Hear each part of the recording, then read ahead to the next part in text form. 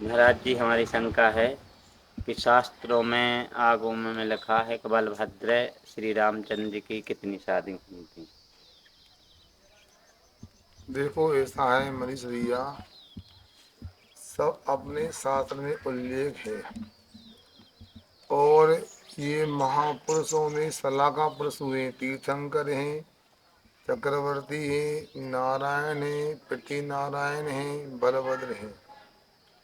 इन लोगों की तो महिमा अपरंपार है।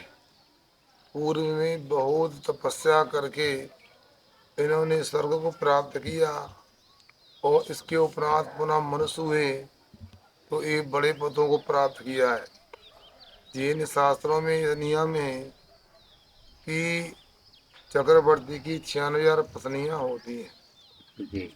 इसी प्रकार से जहाँ तक मुझे याद आ रहा है, नारायण की 16,000, बलि नारायण की 16,000 और बलभद्र की 8,000 रानियां हुआ करती हैं। बाकी शास्त्र के माध्यम से और जानकारी ले लेना। एक नियम सागर महाराज, निर्णय सागर महाराज की जय। हे स्वामी, मेरा प्रश्न ये है कि जब तीर्थंकर दिग्विजय करने जाते हैं तो मलयच्छकंद से भी उनका गंधर्व विवाह या विवाह होता है, तो उससे क्या है? देखो मनीष भाई, तीर्थंकर का प्रश्न पूछा आपने। तीर्थंकर नहीं, चक्रवर्ती। हाँ, चक्रवर्ती का। चक्रवर्ती दिग्विजय प्राप्त करने आते और दिग्विजय करते तो उनका नियम नियोग होता है। उनकी 96,000 रानियां होती हैं, 32,000 आदि खंड संबंधी, 32,000 मलेच्छ खंड संबंधी और 32,000 विद्याधर लोक संबंधी हुआ करती है। और उनका ऐसा पुण्य होता है कि सेज में अनायास ही राजाओं को अपनी कन्यादान करने का भाव बन जाता है। उनको पुण्य का प्रसाद मानना चाहिए। सभी रानियां फिर साथ में आती हैं कि वहीं पर रहती अपने तरीके से जो भी व्यवस्था होती होगी। अभी तो वर्तमान में कोई चक्रवर्ती आदि है नहीं है। जब मिलेंगी तो अपने को पता लग जाएगा कि जैन धर्म में रात के भोजन त्याग करने को विशेष क्यों कहा गया है। नियम तो और भी कोई हो सकते हैं, तो इसका समाधान इतना ही है कि जैन धर्म जो है वो परम अहिंसा में विश्वास रखता है। कहते हैं अहिंसा परमो धर्म, अहिंसा ही परम धर्म है। रात में भोजन करते हैं तो उसमें राग की अधिकता होती है। दिन में भोजन करते हैं तो दिन के भोजन में उतनी राग की अधिकता नहीं होती है। जैसे मांस खाने में राग की अधिकता होती है और दाल रोटी खाने में उतनी राग की अधिकता नहीं होती है। दाल रोटी तो जीवन चलाने के लिए खाना ही होता है, किंतु मांस का भक्षण मांस जिह्वा की पुष्टि के लिए लोलुपता के वशीभूत होकर के किया करते हैं। इसलिए हमारे यहाँ रात के भोजन करने का मना किया गया है, दिन में भोजन करने का निषेध नहीं किया है। मगर पद्म पुराण आदि में देखें तो इसको लेकर के बड़ा कथन किया गया है। जब लक्ष्मण जी की किसी कन्या से, वनमाला संभवतः उसका नाम था, विवाह हुआ तो जब आगे बढ़ने लगे उसको छोड़ करके, तो उसने कहा कब लौट करके आओगे। तो उन्होंने विश्वास दिलाने के लिए कहा कि यदि मैं अपनी बात को पूरा ना करूं तो मुझे उतना पाप लगना चाहिए जितना पाप रात के भोजन करने में लगता है। दूसरा यह क्रिया कोशों में लिखा है, रात में भोजन करते हैं उनको भोजन के साथ में अनेक तरह जीवों के घात करने के साथ स्वास्थ्य से भी हाथ धोना पड़ता है। यदि मकड़ी खाने में आ जाती है तो कुष्ठ रोग हो जाता है। यदि मक्खी खाने में आ जाती तो उल्टियाँ होने लगती हैं। भोजन करोगे रोज पूरा भोजन बाहर निकल जाएगा। और यदि मान लो जुआ खाने में आ जाए, जुआ जानते हो कहाँ लगते हैं? हाथ में, पाँव में, सिर में होते हैं। जुआ खाने में आ जाए तो जलोदर रोग हो जाता है। यदि बाल खाने में जाए तो स्वर यंत्र नष्ट हो जाता, खराब हो जाता है और आवाज़ निकलना बंद हो जाती है।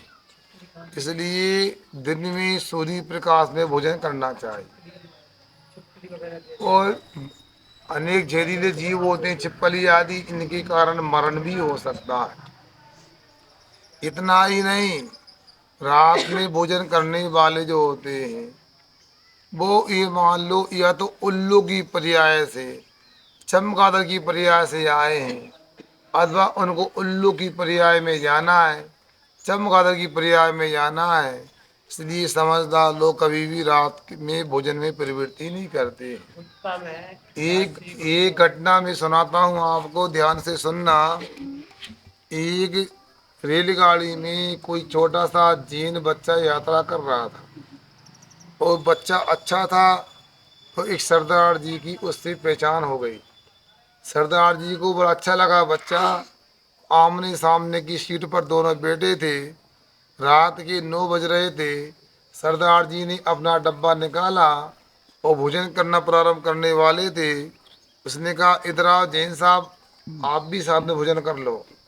वो छोटा सा बच्चा बोलता है, सरदार जी हम जैन हैं, महावीर भगवान को मानते हैं। महावीर भगवान ने कहा है कि रात में भोजन नहीं करना चाहिए, क्योंकि एक जगह हमने सुना था, दिन में भोजन छान के पानी, रोज जिनालय जाएगा, महावीर के सभी से भोजनी कहलाएगा। इसलिए हम रात में नहीं खाते। सरदार जी बोलते हैं, अरे भाई महावीर स्वामी की बहुत पहले हुए, उनके समय में लाइट नहीं थी, इसलिए रात में खाने को मना किया। अब तो अपने यहाँ देखो कितनी अच्छी लाइट हो गई, दूध की तरह एलईडी की लाइट आती है। अब रात में खाने में कोई बाधा नहीं है, खा सकते हो। तो बच्चा पूरी बात सुनता है, फिर बोलता है, हाँ सरदार जी आपने ठीक कहा कि महावीर स्वामी की लाइट नहीं थी, इसलिए रात में खाने को मना की, तब खा सकते हैं। मगर मैं कहता हूँ, आपके गुरु कौन हैं? उनका गुरु गोविंद साहब हैं। तो गुरु गोविंद साहब के समय में नाई नहीं थे और बाल काटने की दुकान नहीं थी, इसलिए बाल बढ़ाना जरूरी था। अब नाई की दुकान हो गई है, नाई हो गए जी, आप दाढ़ी और सिर के बाल कटा लो, मैं रात में खा लूँगा। तो सरदार जी को समझ में आ गया, उन्होंने क्षमा याचना की। इसलिए रात में खाना कहीं से भी उचित नहीं होता है। द्रौपदी, अर्जुन की जो पत्नी थी, उनका चीरहरण हुआ था और चीरहरण होने के बाद भी दुशासन जितना साड़ी को खींचता जाता था, वो साड़ी लंबी होती थी।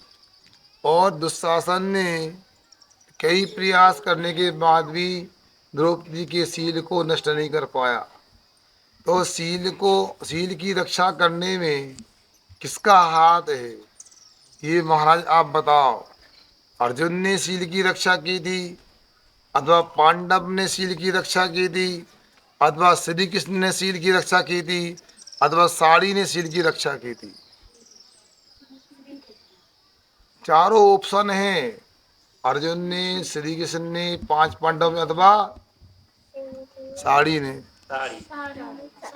बोलो। क्योंकि यदि शील की रक्षा करने वाले अर्जुन होते तो दाव पे क्यों लगाते? ना श्री कृष्ण होते तो पहले ही रक्षा कर देते। पांडव होते तो उस समय कहाँ चले गए थे, ये दुशासन आया था।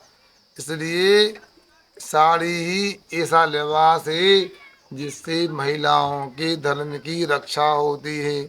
हमने एक स्लोगन बनाया है, आदर्श नारी की पहचान। क्या लिख देना भैया, कहीं लिखवा देना यहाँ पर, आदर्श नारी की पहचान देश। सिर के बाल दिखना नहीं चाहिए और पैर की बिछुड़ी छिपना नहीं चाहिए। क्या? सिर के बाल दिखना नहीं चाहिए और पैर की बिछुड़ी छिपना नहीं चाहिए। यही आदर्श नारी की पहचान होना चाहिए। हाँ। में माता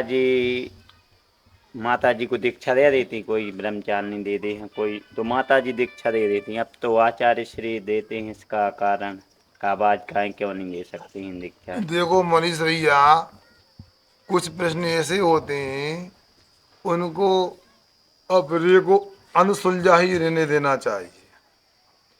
दीक्षा माता जी की हो रही है, उनको माता जी दीक्षा देती हैं कि आचार्य श्री दीक्षा देते हैं, इससे कुछ भी लेना देना नहीं है।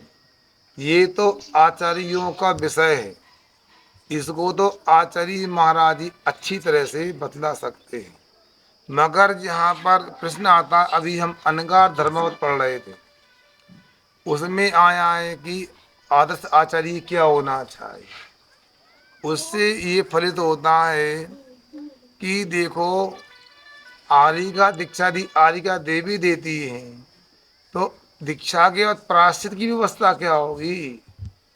इसलिए इससे सिद्ध होता है आचार्य महाराज जो विशेष प्रकार के आचार्य होते हैं, वही महिलाओं को दीक्षा देने के पात्र होते हैं।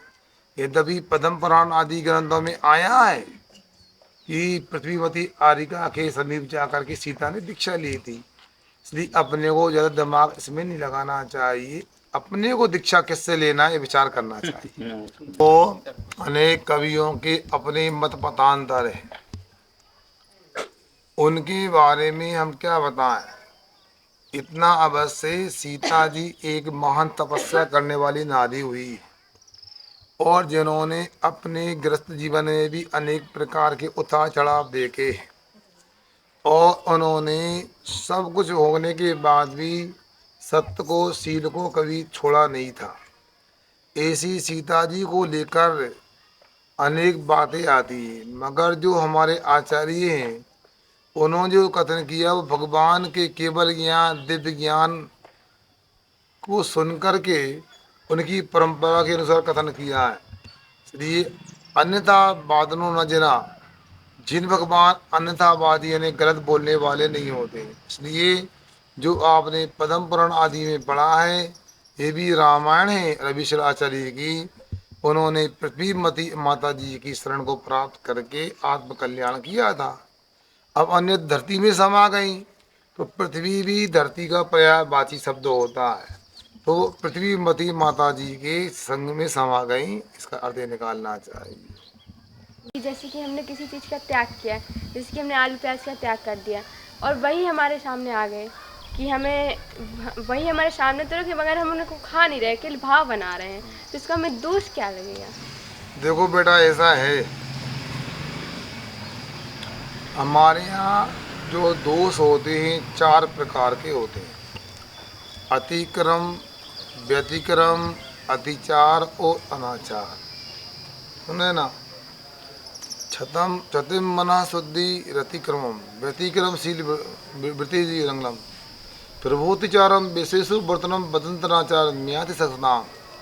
ये आचार्य अमित गति महाराज बोलते हैं, मन की क्षति, मन का बिगड़ जाना, ये अतिक्रम होता है, और शील की बाढ़ का उल्लंघन कर देना, मर्यादा को तोड़ देना, ये व्यतिक्रम होता है। विषय में प्रवृत्ति करना अतिचार होता है, और बार बार प्रवृत्ति करना अनाचार होता है।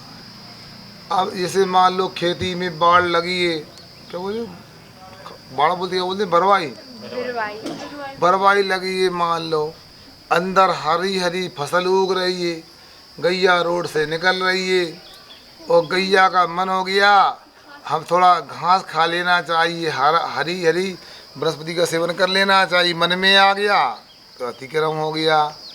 और बाढ़ को तोड़ने का रास्ता देखने का प्रयास कर रही है, और बाढ़ के अंदर घुस रही है मान लो, तो वो व्यतिक्रम हो गया।